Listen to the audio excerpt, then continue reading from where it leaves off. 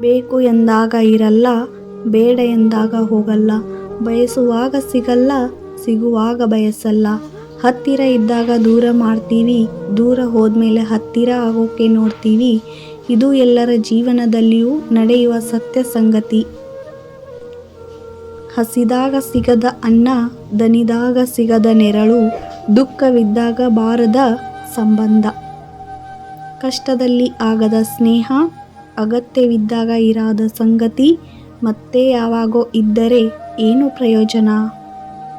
ಒಂದು ಸಂಗಾತಿಯ ಮನಸ್ಸು ಇನ್ನೊಂದು ಮನಸ್ಸನ್ನು ಬೆಟ್ಟದಷ್ಟು ಪ್ರೀತಿ ಮಾಡುತ್ತೆ. ತನಗೆಷ್ಟೇ ನೋವಾದರೂ ಆ ನೋವನ್ನು ಮರೆತು ಪ್ರೀತಿಸುತ್ತೆ. ಆದರೆ ಯಾವಾಗ ತನ್ನ ಪ್ರೀತಿಗೆ ಬೆಲೆ ಇಲ್ಲ, ತನ್ನ ಪರಿಶುದ್ಧ ಪ್ರೀತಿಗೆ ಮೋಸವಾಗುತ್ತದೆ ಎನ್ನುವ ಸತ್ಯ ಆ ಮನಸ್ಸಿಗೆ ತಿಳಿದ ಮೇಲೆ ಅಂದೇ ಕೊನೆ. ಮತ್ತೆ ಯಾವತ್ತೂ ಆ ಪ್ರೀತಿಯನ್ನು ಸಂಗಾತಿಯ ಮನಸ್ಸು ಒಪ್ಪಲ್ಲ. ಸಂಗಾತಿಯ ವಿಚಾರದಲ್ಲಿ ಸುಳ್ಳು ಹೇಳಿ ಒಳ್ಳೆಯವನೆಂದು ಕರೆಸಿಕೊಳ್ಳುವ ಬದಲು ಸತ್ಯ ಹೇಳಿ ಕೆಟ್ಟವನಾದರೂ ಪರವಾಗಿಲ್ಲ.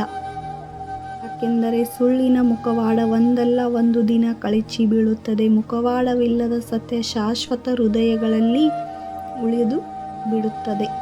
ಪ್ರತಿ ಹೆಣ್ಣು ಹೀಗೆ ತಿಳಿಯುತ್ತಾಳೆ. ಅವನೆಂದರೆ ನನ್ನ ಕಣ್ಣಿನ ಕಾಡಿಗೆ, ನನ್ನ ಹಣೆಯ ಮೇಲಿನ ಸಿಂಧೂರ, ಈ ತುಟಿಯಂಚಿನಲ್ಲಿನ ನಗು. ಅವನೆಂದರೆ ನನ್ನ ಉಸಿರಿನ ಒಡೆಯ, ಈ ಹೃದಯದ ಪ್ರತಿ ಬಡಿತ ಅವನದೇ ಎಂದು. ಗಂಡು ಹೀಗೆ ತಿಳಿಯಬೇಕು, ಹೆಣ್ಣು ದೇವತೆ ತರಹ ಇರಬೇಕು ಎಂದು ಬಯಸುವುದು ತಪ್ಪಲ್ಲ. ಆದರೆ ಮೊದಲು ಅವಳಿಗೋಸ್ಕರ ತನ್ನ ಮನೆಯನ್ನು ಮತ್ತು ಮನಸ್ಸನ್ನು ಸ್ವರ್ಗದ ತರಹ ಇಟ್ಟುಕೊಳ್ಳಬೇಕು.